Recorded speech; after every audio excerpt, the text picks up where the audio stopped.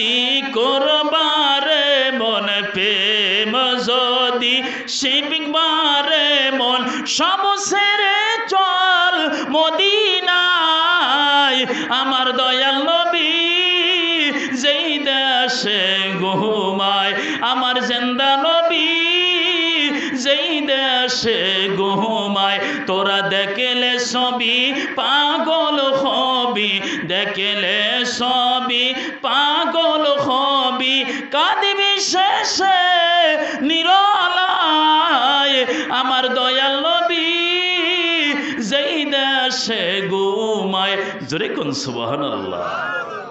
ওই মহিলা বলে আমি দেখি ছাগলের বানটা মাথা থেকে পাও পর্যন্ত লেজ পর্যন্ত যখন মুহাম্মদ হাতটা টান দিলেন আমি দেখতেছি ওই আল্লাহর কসম দিয়া বলি ওই দুধের ছাগলের দুধের বানগুলা কলার মোচার মতন হয়ে গেছে জোরে কোন সুবহানাল্লাহ।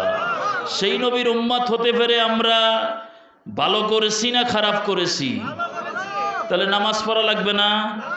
আরে বুঝের মানুষ 5 জন দরকার। জীবনে এই একটা রেকর্ড হইছে আমার এই 20 বছর মাহফিলের লাইফে এই আমি লোক পাইছি।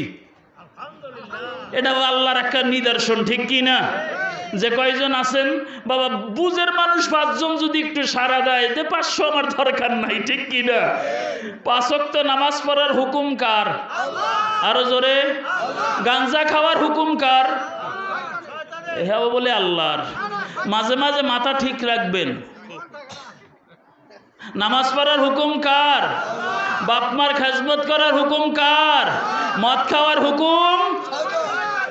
এই মাথা ঠিক আছে, এদিকে একটু খেয়াল রাখবেন। বর্তমানে ওয়াজ করবে না কেউ, কেন চাকরি যাই বর্গা, ঠিক কি না?